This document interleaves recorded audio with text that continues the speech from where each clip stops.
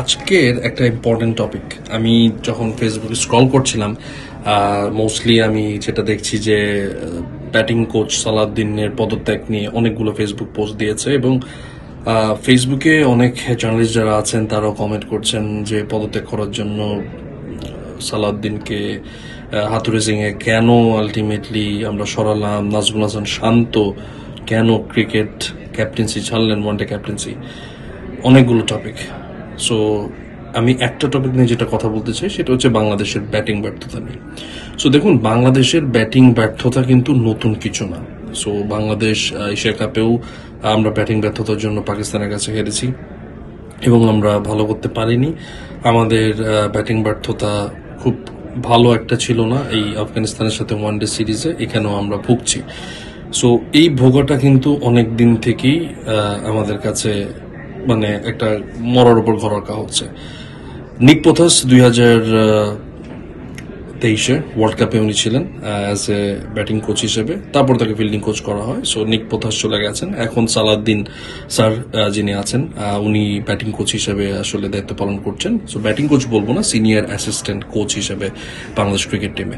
So আমার যেটা মনে হচ্ছে যে আসলে এখানে ইমপ্রুভের জায়গাটা অনেক আছে বাংলাদেশ ক্রিকেটে।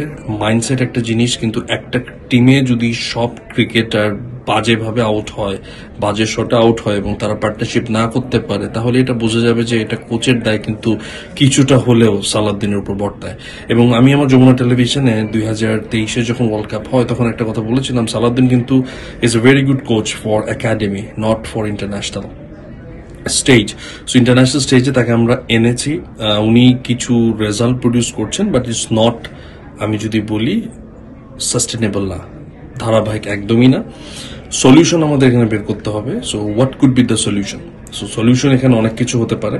আমার কাছে যেটা মনে হয়, এখন একজন ব্যাটিং কনসালটেন্ট এনে আমাদের কাজ করানো উচিত, উইচ মিনস আমাদের সালাউদ্দিন অ্যাসিস্ট্যান্ট কোচ হিসেবে থাকুক, এর পরিবর্তে আমাদের ব্যাটিং কোচ হিসেবে কনসালটেশন মাইক হাসিকে আমরা আনতে পারি।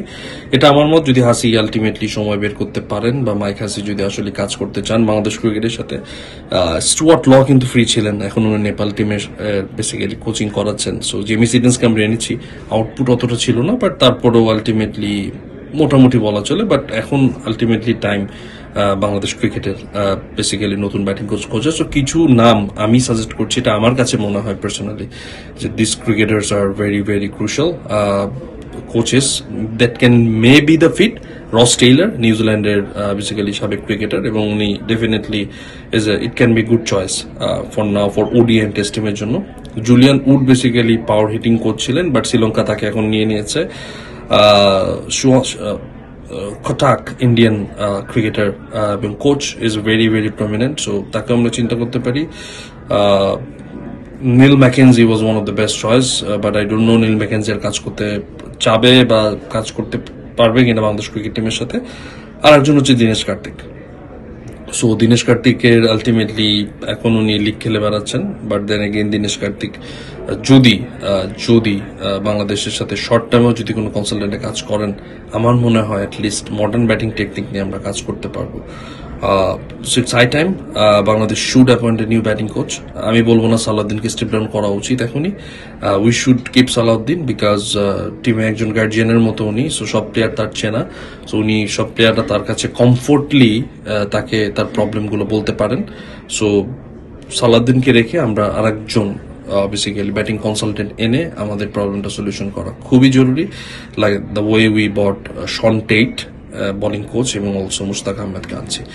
So it's high time. So I believe we will definitely overcome this particular situation. আর কালকে বাংলাদেশের ম্যাচের জন্য ডেফিনেটলি শুভকামনা। So I believe Bangladesh will do good and definitely win the match for us.